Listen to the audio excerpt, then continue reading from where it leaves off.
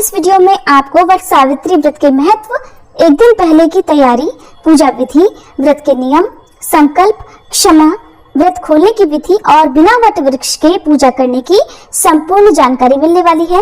Video हो सकता है थोड़ा लंबा हो जाए, तो आप सभी धैर्य रखकर वीडियो को पूरा जरूर देखिएगा। साथ ही इस वीडियो में आपको मुहूर्त की भी जानकारी मिलेगी। इस बार अमावस्या की तिथि 2 दिन पड़ रही है, लेकिन आपको व्रत रखने की तिथि को लेकर बिल्कुल भी भ्रमित नहीं होना है, क्योंकि इस बार अमावस्या का व्रत केवल एक ही दिन रखा जाएगा। अगले दिन, क्योंकि अमावस्या सुबह ही समाप्त हो रही है, ऐसे में अगले दिन जब सुबह अमावस्या तिथि समाप्त होगी, उस दिन केवल स्नान और दान किया जाएगा। इस बार 26 मई दिन सोमवार को वट सावित्री व्रत रहेगा। इसी दिन सोमवती अमावस्या भी रहेगी और 27 मई मंगलवार को स्नान दान की अमावस्या रहेगी। वट सावित्री व्रत से ठीक एक दिन पहले नहाय खाए होता है, तो आपको 25 मई रविवार को नहाय खाए करना होगा। अमावस्या तिथि 26 मई सोमवार को दोपहर 12:13 से लग रही है और अमावस्या अगले दिन सुबह 27 मई मंगलवार को 8:31 पर समाप्त होगी। वट सावित्री व्रत की पूजा का शुभ मुहूर्त, जिसमें प्रातःकाल पूजा मुहूर्त सुबह 4:24 से 5:25 तक रहेगा। शाम की पूजा शाम 7:11 से 8:13 तक की जाएगी। कुछ लोग दोपहर में पूजा करते हैं, तो दोपहर की पूजा का शुभ मुहूर्त दोपहर 2:36 से 3:31 तक रहेगा। गोधूली मुहूर्त शाम 7:10 से 7:31 तक रहेगा और इस दिन राहु काल सुबह 7:30 बजे से लेकर 9 बजे तक रहेगा। राहु काल के समय को अशुभ मुहूर्त माना जाता है, इसलिए इस समय में आप कोई जरूरी काम, कोई शुभ काम करने से बचें। अब देखिए, यहाँ पर अमावस्या की तिथि को लेकर भी लोगों के मन में प्रश्न होगा कि जब अमावस्या तिथि 26 मई को दोपहर से प्रारंभ हो रही है, तो क्या दोपहर से व्रत शुरू करना है या फिर जो सुबह के समय पूजा की जाती है वो कब करनी है? क्योंकि अगर 26 मई को व्रत रखेंगे तो सुबह तो अमावस्या तिथि होगी ही नहीं। ऐसे में आपको एक बात बता दें कि हिंदू धर्म में सूर्योदय से लेकर अगले दिन के सूर्योदय तक जो व्रत होता है वो मान्य होता है। भले ही तिथि 26 मई को सुबह विद्यमान नहीं हो, अमावस्या ना हो, लेकिन सुबह की पूजा आपको सुबह ही करनी है। व्रत भी सुबह से ही प्रारंभ होगा, भले ही तिथि दोपहर से लग रही है। और सबसे बड़ी बात कि इस व्रत में निर्जला और निराहार रहा जाता है। ऐसे में क्योंकि गर्मी का मौसम होता है, तो अगर आप सुबह की पूजा देर से करेंगी तो आपके लिए परेशानी हो सकती है, क्योंकि इस व्रत में जब तक सुबह पूजा नहीं की जाती तब तक सभी लोगों को निर्जला निराहार रहना चाहिए। और फिर जिनकी सामर्थ्य निर्जला रहने की ना हो, वो पूजा करने के बाद, फेरी लगाने के बाद में जल, फल या दूध ग्रहण कर सकते हैं। अब आप में से कुछ माताएं बहनें ये भी सोच रही होंगी कि सुबह तो तिथि है नहीं, तो दोपहर में जब तिथि लग रही है तभी हमें पूजा करनी चाहिए। तो दोपहर का मुहूर्त भी आपको बता दिया गया है। जैसी आपकी श्रद्धा हो उसी मुहूर्त के अनुसार आप पूजा कर सकती हैं, फेरी लगा सकती हैं। वट सावित्री व्रत में अगले दिन व्रत का पारण किया जाता है, तो 27 मई दिन मंगलवार को सुबह 5:45 से लेकर 7:55 तक आप वट सावित्री व्रत का पारण कर सकती हैं। यानी इस समय में आप अन्न, जल, फल, दूध, जो कुछ भी आप ग्रहण करना चाहती हो वो ग्रहण करके अपने व्रत का समापन कर सकती हैं। अब क्योंकि दो व्रत एक ही दिन पड़ रहे हैं, सोमवती अमावस्या भी है, ऐसे में बहुत सारी माताएं बहनें सोमवती अमावस्या का या अमावस्या का भी व्रत रखती होंगी। साथ ही साथ इस बार वट सावित्री व्रत भी इस दिन रखा जाएगा। तो दो व्रत आप कैसे रखें, पहले इस बारे में बता देते हैं। तो इस बार आप सोमवार को ही दोनों व्रत एक साथ रख सकती हैं। सोमवती अमावस्या में भी पीपल के पेड़ की या तुलसी जी के पौधे की परिक्रमा की जाती है, भंवरी दी जाती है। और क्योंकि वट सावित्री व्रत में बरगद यानी बड़ के पेड़ की पूजा अनिवार्य रूप से की जाती है, तो अगर आप इस दिन पीपल के पेड़ की पूजा ना भी कर पाए तो केवल बड़ के यानी बरगद के पेड़ की परिक्रमा करके भी सोमवती अमावस्या का व्रत पूर्ण कर सकती हैं।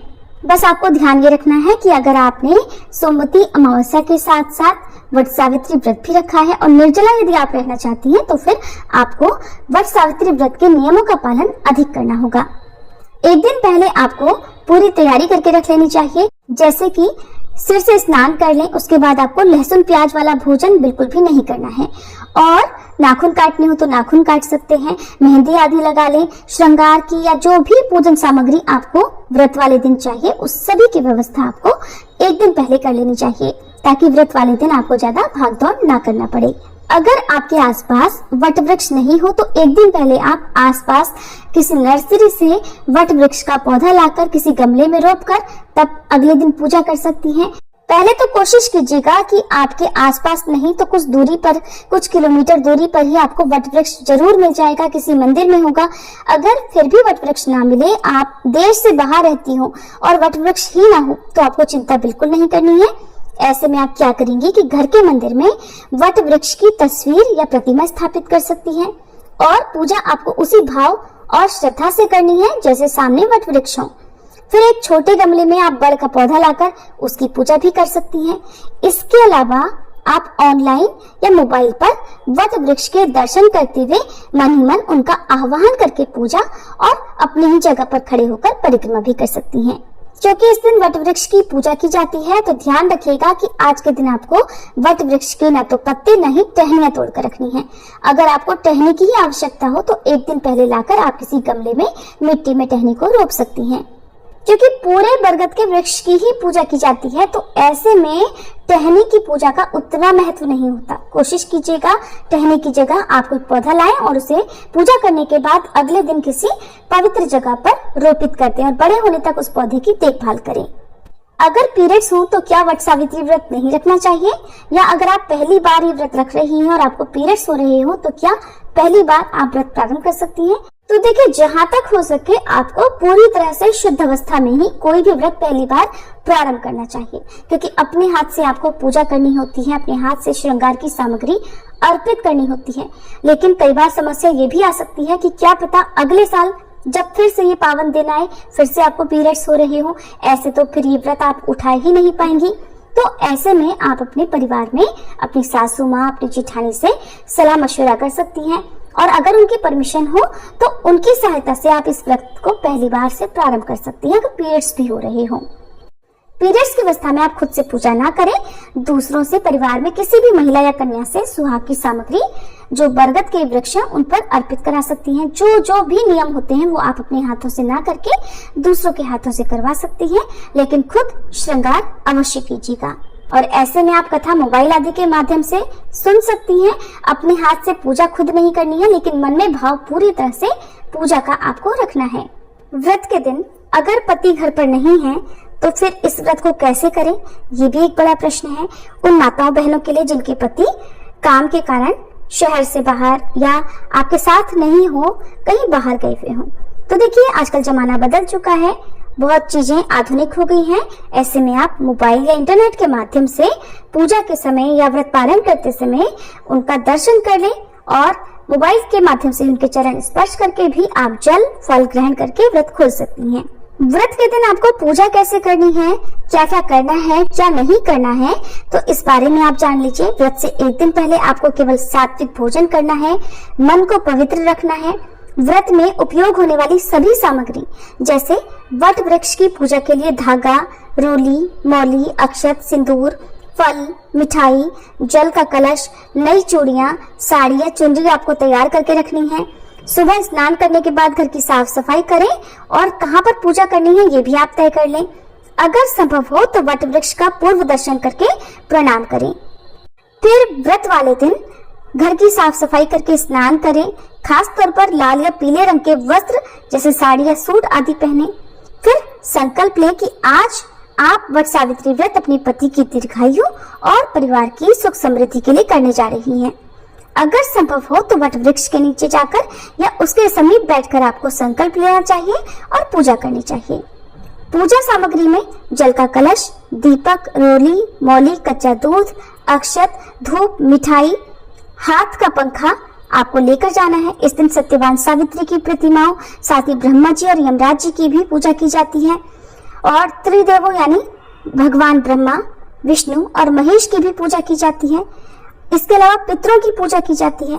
तो इस बात का ध्यान रखें कि आप किसी को भी भूलें ना। बरगद के पेड़ की परिक्रमा करने के लिए आप कच्चा सूत या कलावा ले सकती हैं और जितना कच्चा सूत या कलावा आपके पास है, अगर परिक्रमा करते समय वो समाप्त हो जाए तो उसके आगे की परिक्रमा बिना धागे या कलावे की भी आप कर सकती हैं। वट वृक्ष की जड़ में जल अर्पण करें, कच्चा दूध अर्पित करें। फिर 5, 7, 11, 21 या 108 बार, जितनी आपकी सामर्थ्य हो उतनी बार परिक्रमा करें, धूप दीप जलाएं, पति की लंबी उम्र के लिए प्रार्थना करें, व्रत की कथा का पाठ या श्रवण करें, सत्यवान सावित्री की प्रतिमा या तस्वीर की पूजा करें। अंत में कपूर जलाकर आरती करें और अपने जीवन साथी को रोली अक्षत से तिलक लगाएं और उनके पैर छूकर उनका आशीर्वाद लें। व्रत वाले दिन व्रती महिलाओं को बिल्कुल भी क्रोध नहीं करना है, ज्यादा बोलने से बचना चाहिए, झूठ नहीं बोलना है, दूसरों की निंदा या अपशब्द नहीं कहना है। इस दिन मांस, मदिरा, प्याज, लहसुन आदि वर्जित भोजन न तो स्पर्श करें, न ही परिवार में बनाएं। बिना स्नान करके पूजा भी नहीं करनी चाहिए। क्या दान करें? तो सुहाग सामग्री जैसे लाल चुनरी, चूड़ियां, सिंदूर, मेहंदी और बिंदी आदि किसी सुहागिन महिला को भेंट कर सकते हैं। काले चने, फल, मिठाई, वस्त्र, दक्षिणा किसी ब्राह्मण या जरूरतमंदों को दे सकते हैं। एक थाली में वस्त्र, मौली, कुमकुम, मिठाई, दक्षिणा, दर्पण और हाथ का पंखा आदि रखकर वट वृक्ष को अर्पण करें और फिर किसी वृद्ध महिला को भेंट दे सकते हैं। व्रत का पारण अगले दिन सूर्योदय की पहली किरण के साथ ही किया जाता है, तो स्नान करके आपको पूजा करके फिर भगवान विष्णु और वट सावित्री को स्मरण करके व्रत का पारण करना चाहिए।